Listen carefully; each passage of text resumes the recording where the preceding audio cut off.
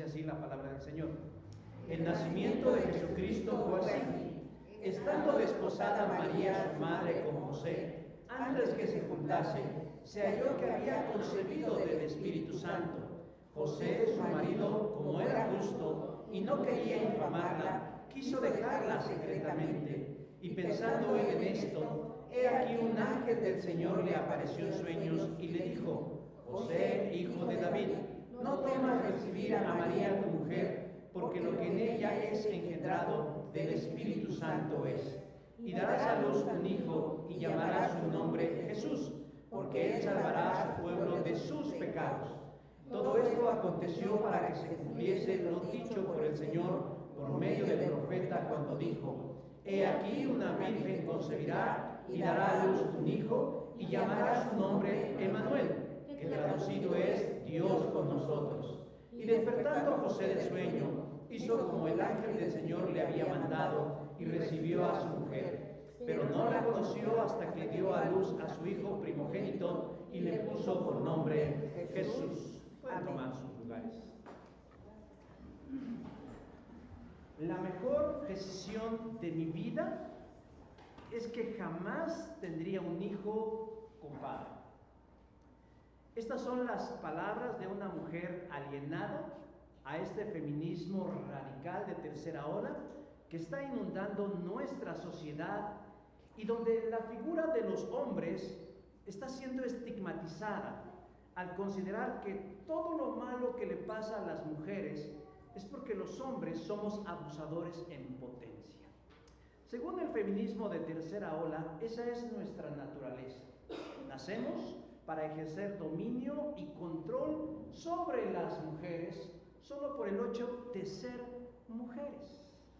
La razón por la que esta mujer, la de la frase que acabo de referir, por la que no quiere tener un hijo o una hija con padre, es la libertad de poder hacer y deshacer a su gusto. Qué a gusto poder viajar, qué a gusto poder subir, qué a gusto poder entrar, qué a gusto poder acostarme y no dejar de disfrutar la vida únicamente con mi hijo o con mi hija, sin tener que rendirle cuentas a nadie, mucho menos a la contraparte, o más bien a la otra parte que me ayudó a ser mamá. Sin embargo, pese a esta manera de pensar, es muy conocido cuáles son los efectos en un niño que crece sin la figura de su padre, o de los dos, de su mamá y de su papá. Por ejemplo, dificultad para relacionarse, déficit de atención y bajo rendimiento escolar, vacíos emocionales, baja autoestima, abuso de sustancias o drogas, miedo al abandono y menos autocontrol, entre otras. Es muy probable que esta mujer haya crecido sin la figura paterna. Y si estuvo presente, debe haber sido un muy mal padre. El debate decembrino entre los cristianos, nos lo refería nuestro hermano Enrique, hoy en día es si nos es lícito o no celebrar la Navidad. Pareciera que en eso se centra la atención de muchos, pero el debate terminaría con una sencilla lectura de Mateo capítulo 1, verso 18, cuando dice: el nacimiento de Jesucristo fue así. Y ya se acabó el debate, porque Jesús nació. Y si nosotros creemos que la Escritura es palabra de Dios, debiéramos ceñirnos a lo que dice mediante este documento y no estarnos desgastando en interpretaciones y llegando a conclusiones equivocadas. ¿Es el día o no es el día? Eso es lo de menos. Lo importante es que Jesús nació. Eso es lo importante. Pero tal vez debiéramos dedicarnos a pensar en otras preguntas aún más profundas. ¿Por qué el Mesías Salvador del mundo tendría que venir precisamente al mundo de esta manera? naciendo. Hoy nosotros, y lo he dicho en muchas ocasiones, somos una generación de mucho privilegio porque conocemos más, mucho más de lo que supieron los antiguos en relación a la venida del Mesías. Pero la pregunta sigue en el aire: ¿por qué tendría que nacer? Para los judíos del primer templo, el Mesías no significaba una persona con características divinas, sino un libertador, un caudillo, un liberador humano que traería restauración al otrora esplendoroso reino de Israel. Pero a lo largo del desarrollo profético se van dando vistos de que esa idea era equivocada, que el Mesías no únicamente iba a ser un guerrero o un liberador, sino alguien con una naturaleza divina, pero al mismo tiempo con una naturaleza humana. Pero con una visión que no únicamente abarcaría a los judíos de su tiempo, sino a todo el mundo entero. Para que el Mesías pudiera cumplir esa misión de dimensiones divinas y mundiales, debía poseer ciertas características. Y ya les dije cuáles son. La primera, poseer una naturaleza humana, ser como cualquiera de nosotros, pero al mismo tiempo con una naturaleza divina.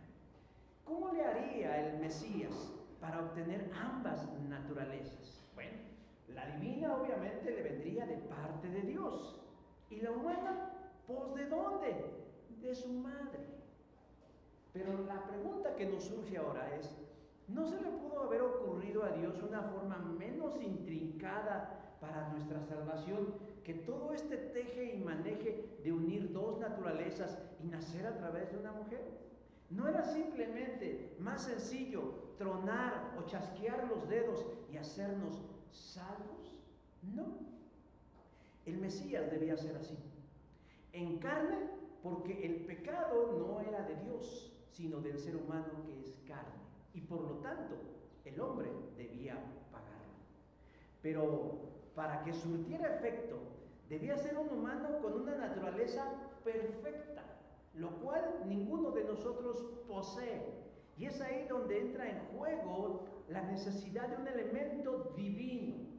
Y es por eso que el Logos de Dios, la segunda persona de la Trinidad, entra en acción y decide venir y encarnarse mediante o a través de la persona de María, naciendo con dos naturalezas, una humana y una divina.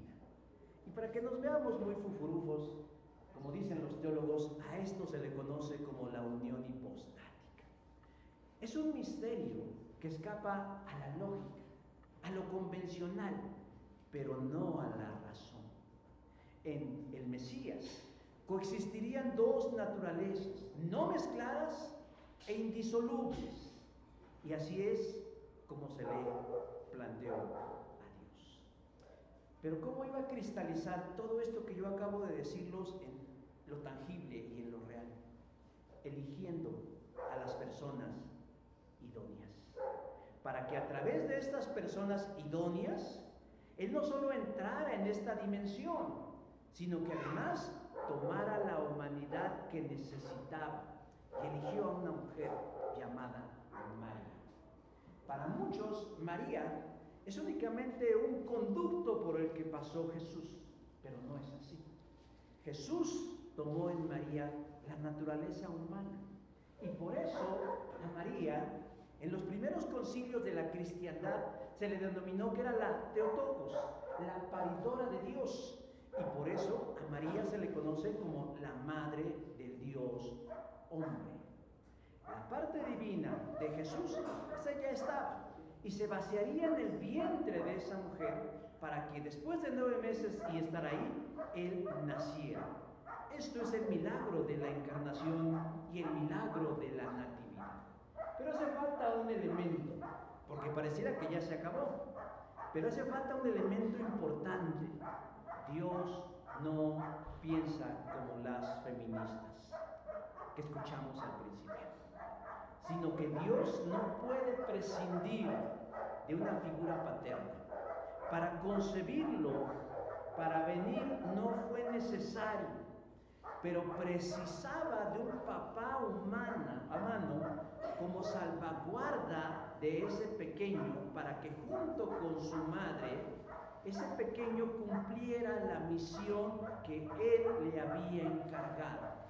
Y es aquí donde entra en acción el santo del silencio, José, conocido así porque en ninguna porción breve de la Escritura donde lo refieren se dice que haya dicho alguna palabra.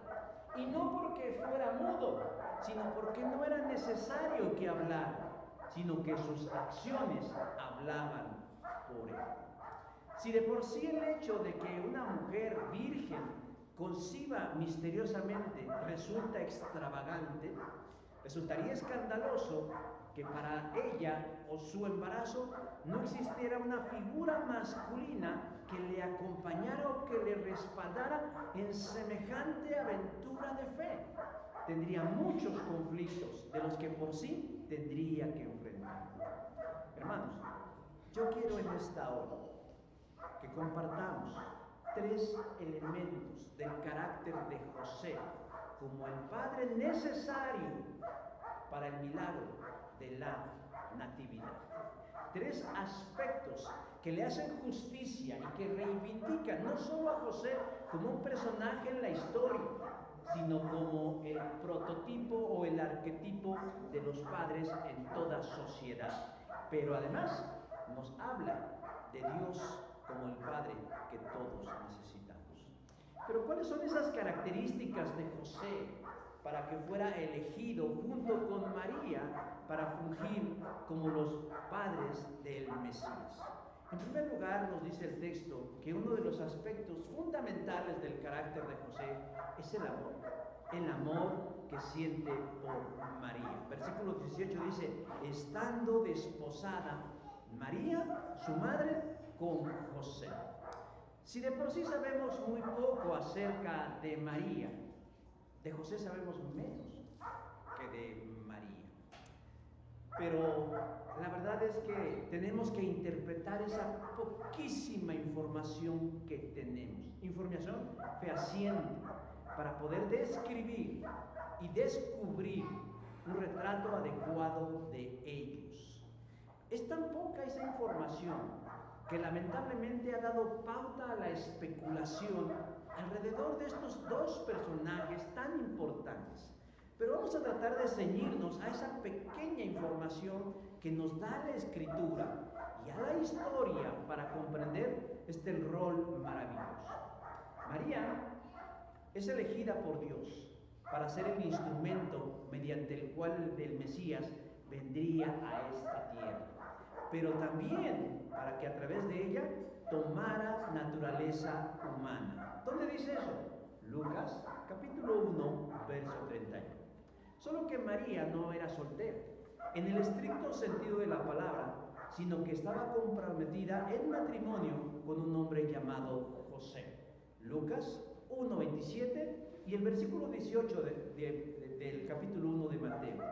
Y esto, hermanos, es muy provechoso, como dije hace unos momentos, porque imagínense ustedes que una virgen concibiera y fuera totalmente soltera. Si de por sí, en esa condición de estando desposada, enfrentaba grandes desafíos, ahora imagínense sin el respaldo social, así que comunitario, de alguien que se ostentara como su esposo. Ante la sociedad judía, una condición de esta naturaleza es complicada. ¿Cómo se puede justificar un embarazo? Milagroso.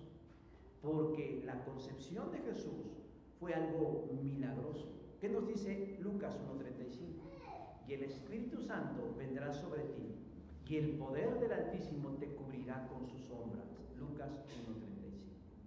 Yo estoy seguro que María no comprendió todo esto como hoy nosotros lo comprendemos, pero recibió con fe esas palabras diciendo, hágase conmigo conforme a tu palabra. Lucas 1:38.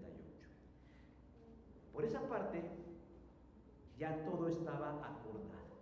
La primera parte de la materialización del plan redentor de Dios ya estaba agendado, la madre, pero faltaba el papá. Pero ¿para qué necesitamos un papá si no es concebido por un padre humano? Para una feminista de tercera ola no es importante, no es importante, pero para Dios sí, y para su plan, por supuesto que sí. María tenía ya un compromiso de boda muy firme con este varón, que no era un cualquiera, no era cualquier hijo de vecino como se dice coloquialmente, sino que tenía una ascendencia real, José, hijo de David, versículo 20. Y entonces continúan cumpliéndose los vaticinios que habían estado diciéndose acerca de la venida del Mesías. En los primeros versículos del capítulo 1 de Mateo nos viene la genealogía de José hasta David, pero también hasta Abraham, versículos del 1 al 17 del capítulo 1. Pero ¿qué perfil tenía este José? Decíamos, tenía que era un hombre amoroso con su prometida. Cuando llegamos a la Escritura, a veces los predicadores, los teólogos o los maestros tendemos a deshumanizar a los actores de la Biblia y transmitimos una falsa idea de que eran robots o gente predestinada que de manera estoica aceptaba un destino ya dicho, cuando en realidad era gente de carne y hueso, con corazón, con emoción, con sentimientos y con luchas. El texto nos dice que María estaba desposada con José. Pero antes de que todo esto ocurriera, del nacimiento, de la anunciación, José y María ya tenían una vida. Ellos ya existían antes de la anunciación. José ya existía antes de este momento, ya tenían una vida. Fuentes extrabíblicas tratan de explicarnos cómo era esa vida, pero todas son puras especulaciones que a veces caen en los excesos que los mitifican y los deshumanizan, alejándolos de la realidad. Uno de ellos es el protoevangelio de Santiago, literatura deuterocanónica que no fue reconocida por algunos cristianos de los 3 primeros siglos, donde decían que María, siendo una niña, fue enclaustrada en un tipo de convento donde conoció a un anciano llamado José, de quien entre su bordón le salió una paloma en señal de que era el indicado para ser su esposo. Pero la verdad, eso no lo dice la Escritura. Lo que nos dice la Escritura es que cuando el ángel anunció a María que sería mamá del Mesías, ella tenía un compromiso de bodas con un hombre llamado José. Pero ¿cómo podemos saber más? Tenemos que ir a la historia. ¿Cómo eran los matrimonios o cómo eran los acuerdos de matrimonios en el primer siglo? Pues tenían que pasar por un proceso. Bueno, hoy también tendrían que pasar por un proceso, pero la verdad es que la gente ya se los brinca y los omite. Pero en el primer siglo el cumplimiento de estos procesos, o por lo menos en los judíos del primer siglo, eran 3 etapas. Y la segunda etapa de un compromiso de matrimonio se le llamaba desposorio, que tenía una duración aproximada de 1 año, en donde ellos ya tenían prácticamente un matrimonio, tenían deberes y responsabilidades. Ante la sociedad ellos ya eran marido y mujer. Ya cualquier cosa que se saliera de ese compromiso sería mal visto. Tenían todos esos deberes, todas esas responsabilidades y también privilegios, exceptuando la intimidad sexual. Pero la historia, mis hermanos, nos revela la verdad acerca de la edad de José. José no era un viejecito, José no era un anciano como algunos le quieren hacer parecer, porque los hombres idóneos para los desposorios no eran precisamente ancianos, sino jóvenes entre los 20 y los 30 años de edad. Porque además del amor, lo que se quería en una relación de ese tipo es la descendencia. Y tenemos que reconocer que un hombre, a partir de cierta edad, ya no tiene espermatozoides, sino espermatosaurios. De tal forma que lo que se necesitaba en esos acuerdos no es que los hombres fueran ancianos, sino que estuvieran en el vigor de su juventud. de tal manera que desmitificamos la errónea idea de que José era un anciano y María era una niña, porque eso hubiera sido una relación casi pedófila. Pero lo importante de la reflexión, mis hermanos, y contrario a lo que pudiera pensarse, ellos, aunque socialmente eso se establecía, ellos no se sentían obligados a comprometerse. Era parte de una tradición, sí, pero entre José y María había expresiones de amor genuino y puro. Y no porque fueran a ser los padres del Mesías, sino porque esa era parte de su naturaleza. Se amaban, se hacían ojitos, se quedaban mirando hacia la misma dirección, se decían palabras bonitas. Y dirá: pastor, está usted elucubrando, no existe evidencia documental de eso. No existe, pero existen otros elementos que nos dan la pauta a pensar que entre ellos había un amor inherente. ¿Cuál? Cuando María se sabe embarazada, por obra del Espíritu Santo, verso 18, ¿qué es lo que hace él? Informarle con toda la incertidumbre de la que ella es capaz de decirle en qué condición está, pero le tiene que decir. Y le dice, y se pueden ustedes imaginar la cara de asombro de José al saber que su linda, hermosa, tierna, novia esposa está embarazada de otro. El texto literalmente no nos dice si le creyó, pero todo parece indicar que no.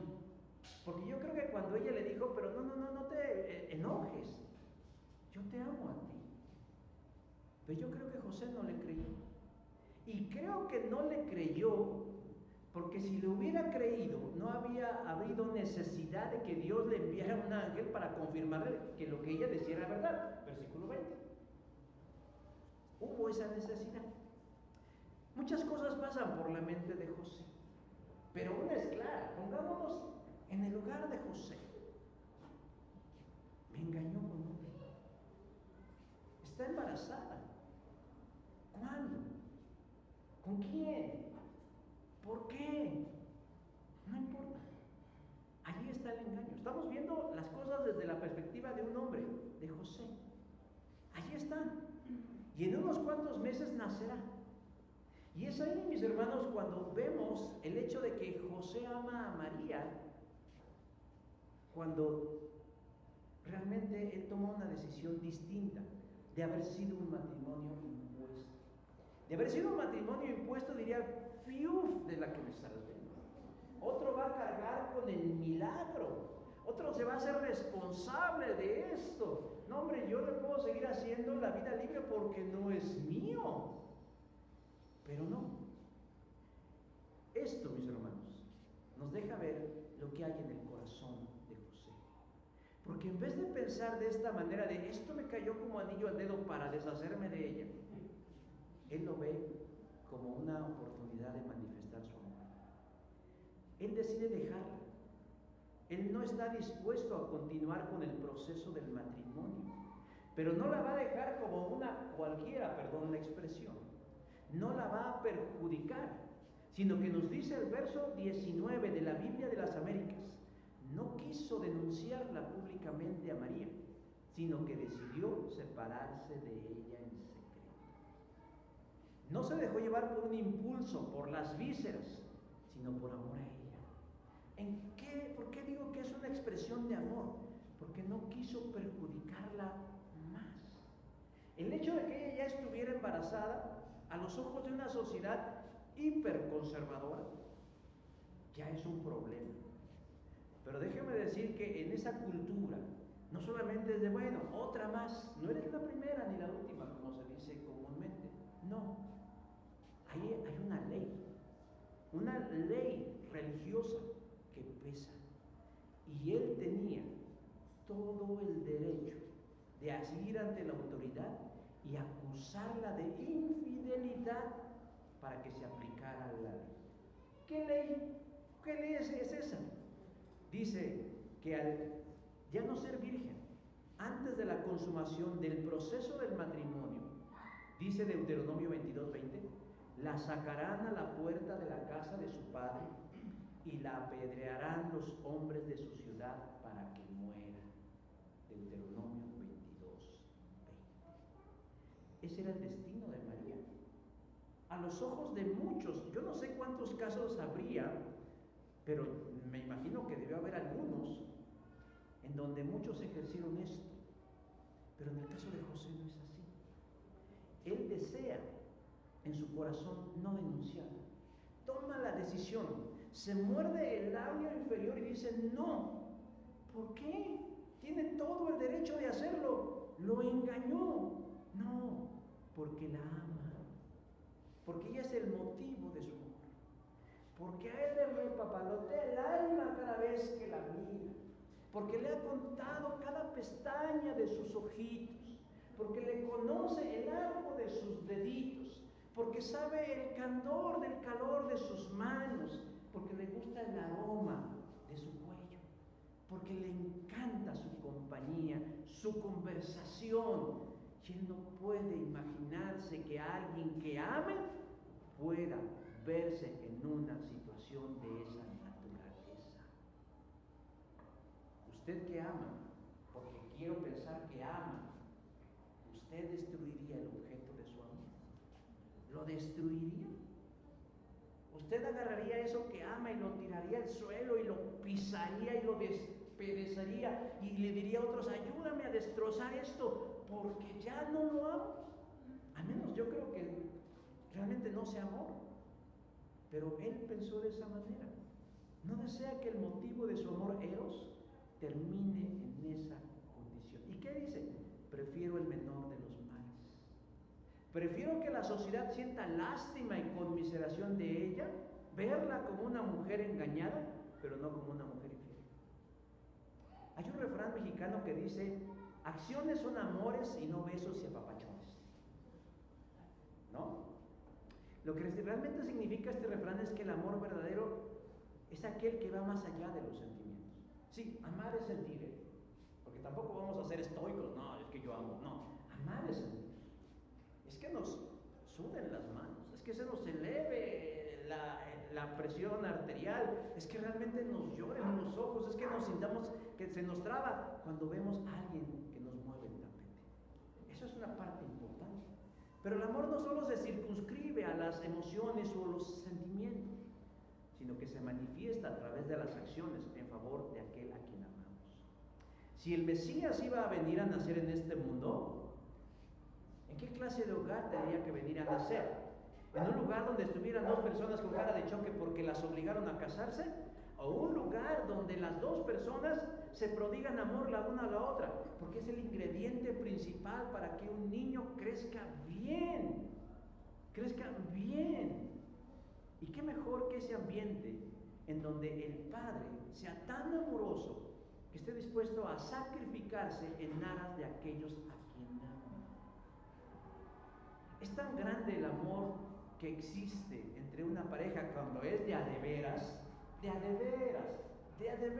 dirían por ahí. ¿Cómo dicen por ahí que no era oro, sino que era de fierro, que por eso suicidó, ¿no? Bueno, si el amor es de a de veras, va a aguantar cualquier cosa. Pero ese es tan grande el amor verdadero de una pareja que la Escritura lo compara al amor de Cristo por su iglesia. ¿Qué dice San Pablo en Efesios 5:25 en la Biblia de traducción actual? Los esposos deben amar a sus esposas. Suena a mandamiento, ¿no? Pero nos da un modelo a seguir, así como Cristo amó a su iglesia y dio su vida por ella. Cristo es el ejemplo por autonomancia del amor. Y Él mismo nos enseñó que aunque nosotros seamos pecadores, Él nos amó y entregó su vida por nosotros. Yo sé que Él es Dios y Dios es amor, pero también creo que en eso contribuyó en una dosis exacta el ejemplo de José, que era un hombre amoroso. La segunda cosa que nos dice el texto en relación al perfil de José como idóneo para para ser el padre del Cristo, no solamente es que es amoroso, es un hombre justo, es un hombre bueno. Verso 19 dice, como era justo. Hablar de que José fue bueno con María no es una concesión de José hacia María de, es que soy bueno y te perdono. No es así. Es porque José es bueno por naturaleza. O sea, va junto con pegado el amor y la justicia que siente por él. ¿En qué podemos ver la justicia o la bondad de José? En que dijo, dejarla secretamente. El no hacer del dominio público lo que hasta ese momento para él es una afrenta, realmente habla de la justicia de él. La palabra que se utiliza para traducir justo en la Escritura nos da la idea de que es alguien que se ajusta al derecho. José tenía todo el derecho de su mundo, de su tiempo, de su sociedad, de él, para ejercer acción en contra de esa mujer. Pero no se quiso dejar llevar por la subjetividad de una emoción. No actuó visceralmente. No. Tiene la ley de su lado. Nadie hubiera visto mal que él fuera ahí y dijeron, ay, que me engañó. No. Es más, hubiera dicho, qué hombre. No, pero necesitamos hombres como esos, ¿no? Él es el ofendido. Puede apelar a su derecho de ser resarcido en el agravio de su honorabilidad y ejercer castigo sobre su infiel prometida.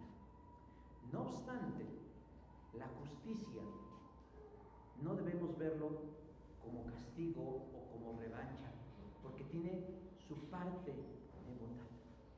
La justicia nunca va encaminada a generar un mal doloso, y José lo sabe y lo siente. Como es un hombre justo y reconoce que en algo tal vez él ha fallado, empieza en su ser interior a justificar la acción de María. Estoy interpretando nada más. Pero el texto nos dice que él era un hombre justo y decidió dejarla secretamente en vez de acusarla oficialmente. Porque lo último que él quiere es lastimarla o hacerla quedar mal. Y él tiene tres alternativas. Primero, ir ante la autoridad y denunciarla por el acto de adulterio. Pero él ya renunció a eso. Ya dijo, no, eso no, queda descartado. Segunda alternativa, era otorgarle un tipo de divorcio conocido como libelo, que era algo permitido en ese tiempo, solamente que de todas maneras ella quedaría con el prejuicio de ser una mujer infiel y pecadora. Y su hijo también crecería con el estigma de que él es fruto o resultado de un adulterio. De hecho, y sin el afán de caer en el antisemitismo, cierta rama del judaísmo ve al Jesús histórico no como el Mesías, sino como un bastardo, en donde María tuvo relaciones con un soldado romano llamado el Pantera, y José solamente fue el alcahuete que le cubrió las cosas. Pero José no quería que tampoco eso sucediera. Por eso la segunda alternativa tampoco es opción para José. Y él optó por una tercera alternativa que es más orgánica, más inocua, más suave, que era irse él sin dar explicaciones. Y que todo el escándalo y todo el vituperio cayera sobre él. Que fuera su reputación la que quedara mal. Que dijeran, es un hombre malvado, es un macho, es alguien que no la amaba. Que todos los comentarios que se virtieran para mal en esa situación cayeran sobre él. Y que sobre María y su hijo los cobijara el manto de la compasión y la misericordia. Es difícil, mis hermanos, es difícil para algunos creyentes creer que Dios es amor. Para algunos creyentes, y eso es paradójico, yo lo puedo entender de un incrédulo, pero para algunos creyentes les resulta poco, no sé si probable, pero les resulta increíble pensar que Dios es amoroso. Y cuando hablamos del amor de Dios, inmediatamente sacan su as sobre la manga y dicen, pero Dios es justicia. Como si ser justo sea hacer lo malo. Como ese dualismo, ¿no? Es bueno, pero también tiene que ser justo, como si fueran cosas contrarias. Como que tiene que haber un contrapeso al amor de Dios. No, hermanos, no es así. Dios en su simplicidad es amor. Y Dios en su simplicidad es justo. No es 80% justo y 20% amor. No, Él es 100% justo y es 100% amoroso, pero ser justo no implica ser malo. Es parte del amor de Dios. Cuando Dios manifiesta su justicia, también manifiesta su amor. Y siempre su justicia será una manifestación de amor. Hay quienes dicen que Dios ama a unos más que a otros. ¿Usted ha escuchado alguna vez eso? Que le llaman la gracia selectiva. Es más, el neocalvinismo en eso se basa. La doctrina de la predestinación y las mal llamadas doctrinas de la desgracia, o más bien de la gracia, bueno, son de la desgracia por ellos. Ellos dicen, es que Dios no ama a todos de la misma manera. Dios ama a unos más que los salvó. A los otros no los ama tanto, pero los predestinó para el infierno. Ah, caray, qué gacho está eso, ¿no?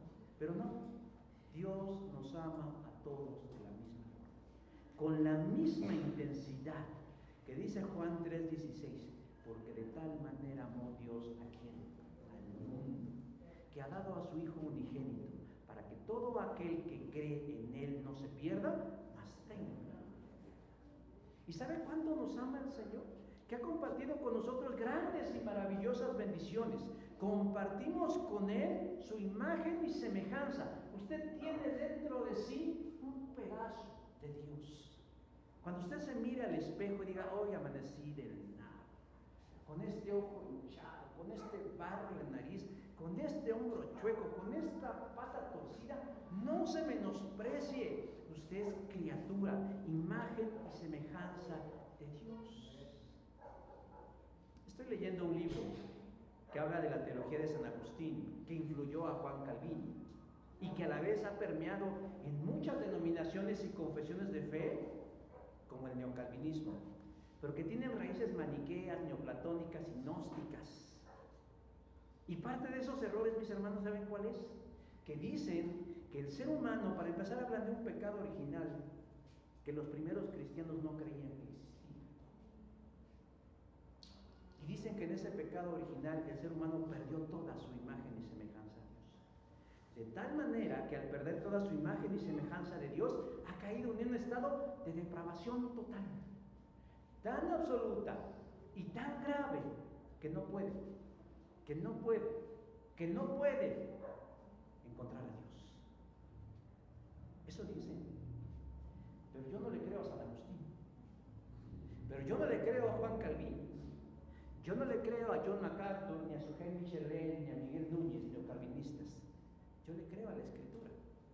Yo le creo a la Escritura. Porque cuando yo llego al libro más antiguo de la Biblia y me describe a un hombre como Job, ¿cómo me lo describe? ¿Como un depravado total? No. Dice, hubo en la tierra de Uz un varón llamado Job, y este hombre era perfecto, recto y temeroso de Dios y apartado del mal. Tomen su depravación total. De un hombre como Job. ¿Pero qué dice de Mateo?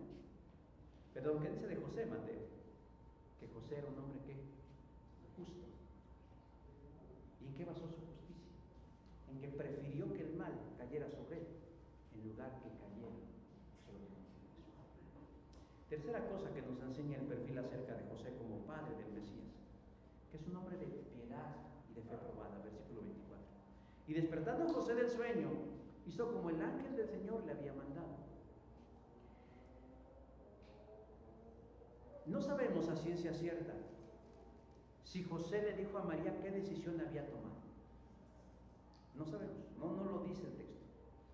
Lo que sí sabemos es que él se fue a su casa, le estuvo dando vueltas a la cabeza a esa idea, que se quedó dormido. Y durante un sueño, versículo 20 dice, he aquí un ángel del Señor le apareció en sueños y le dijo. Otra cosa que nos han enseñado, 400 años de silencio de Dios. ¿Cuál 400 años? Acaba de venir un ángel del Señor a hablarle a José en sueños. Creo que ya les expliqué lo de los 400 años, ¿verdad? Que fue una estrategia más bien rabínica para justificar ciertas cosas. Pero aquí vemos que viene un ángel de parte del Señor a hablar con José en sueños y le dice, José, hijo de David, no tengas miedo de casarte con María, versículo 20 de la Biblia, la traducción actual.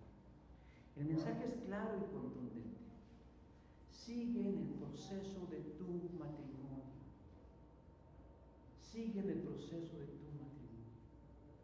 Yo creo que José no sabía la naturaleza del embarazo de María. Él solo sabe que está embarazada. Pero es hasta que el ángel va y le dice, no tengas miedo, cásate con María, recíbela como tu mujer, porque lo que en ella es engendrado, el bebé que está dentro de ella, es fruto del Espíritu Santo, versículo 20. Y esto, hermanos, echa por tierra cualquier suspicacia sobre el embarazo de María ante los ojos de José. No le había sido infiel, no había quebrantado el pacto de amor entre ellos, no había sido así. Ahora, vamos a ser realistas como Santo Tomás de Aquino, porque él era realista, a él le gustaba la realidad. Nos costaría trabajo creer eso. O sea, la verdad es que yo no sé si alguien ha tenido que recurrir a esto para salir del brete y decir, ¿qué crees que estoy embarazada por obra del Espíritu Santo? Por muy ingenuos que somos, sabemos que no sería así. Pero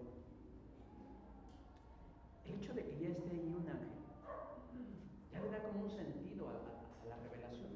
O sea, no me lo está diciendo doña Juanita, la que vende los tamales afuera del mercado. No me lo está diciendo la mamá de la novia. No. Un ángel del Señor. Un ángel de Dios mismo. Está teniendo una teofanía, una manifestación sobrenatural de parte de Dios, diciéndole una verdad. Ya desde ahí empieza a tomar visto de, pues debe ser así, ¿verdad?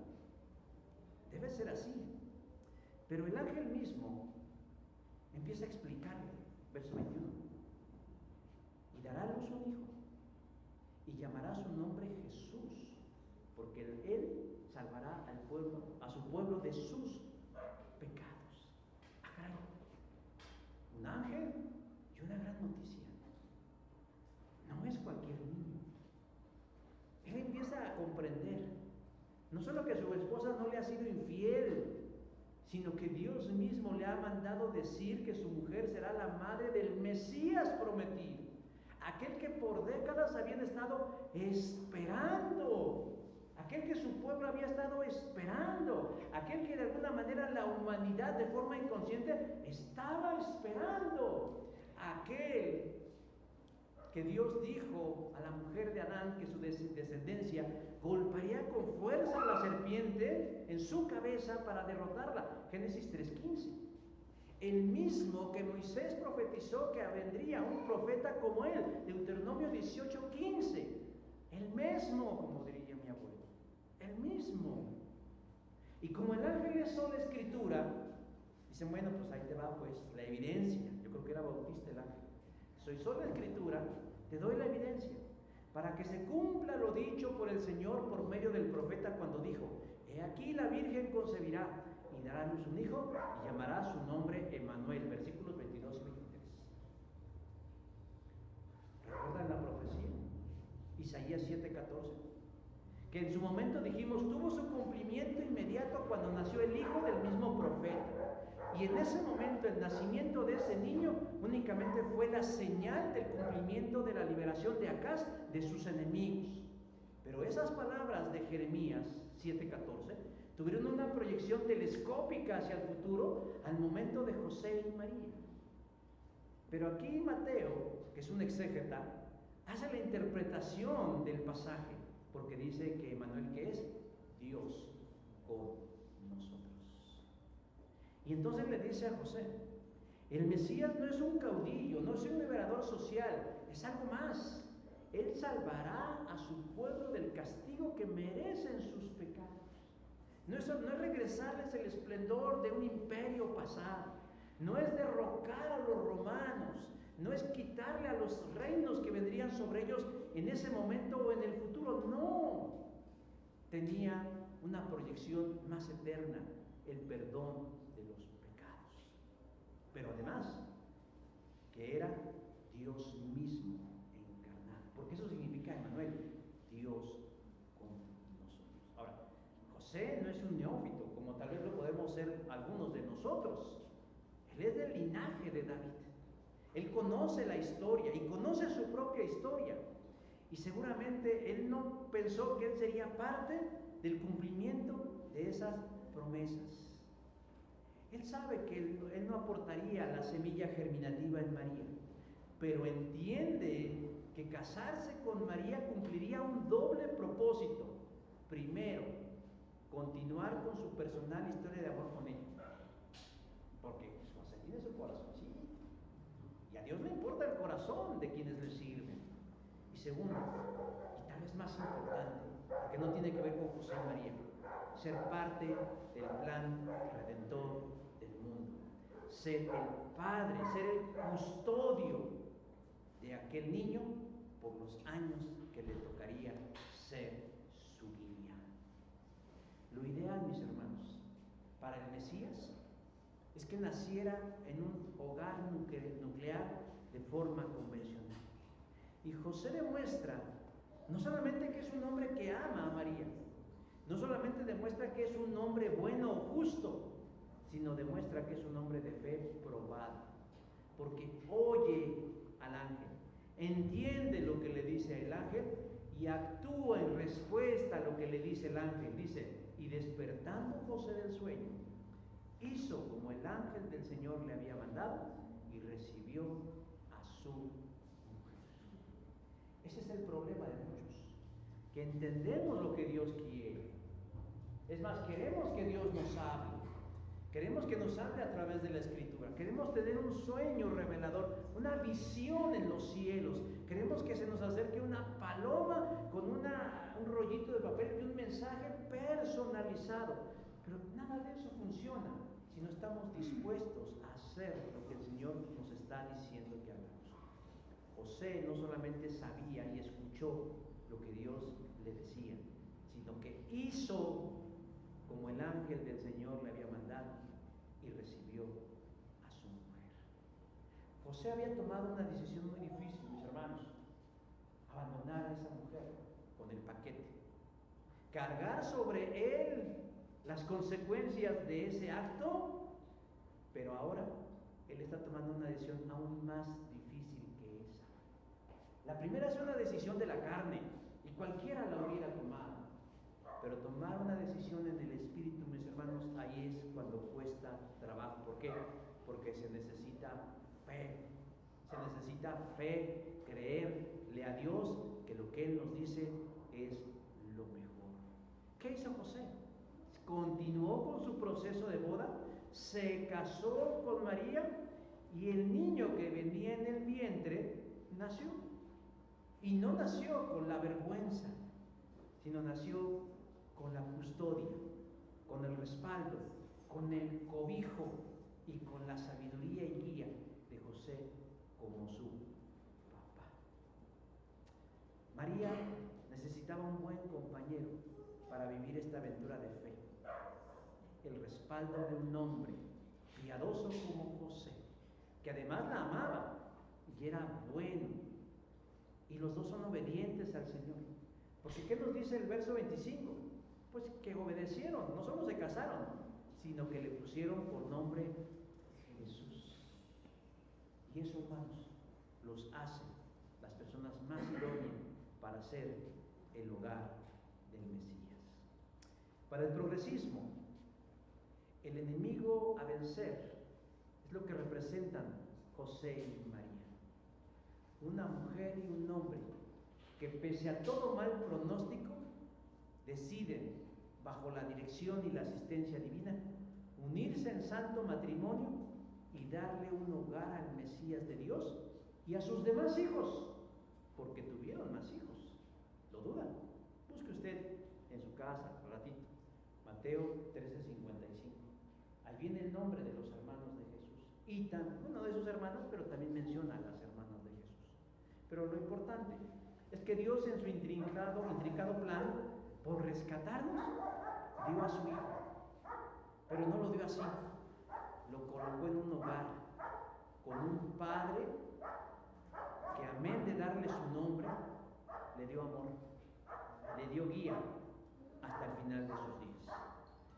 Si Jesús precisó un padre en la carne, ¿usted cree que nosotros no lo precisamos? No lo necesitamos, no lo requerimos. Hay quienes lo tenemos todavía, o quienes lo tuvieron. Y hay quienes a lo mejor por alguna circunstancia no.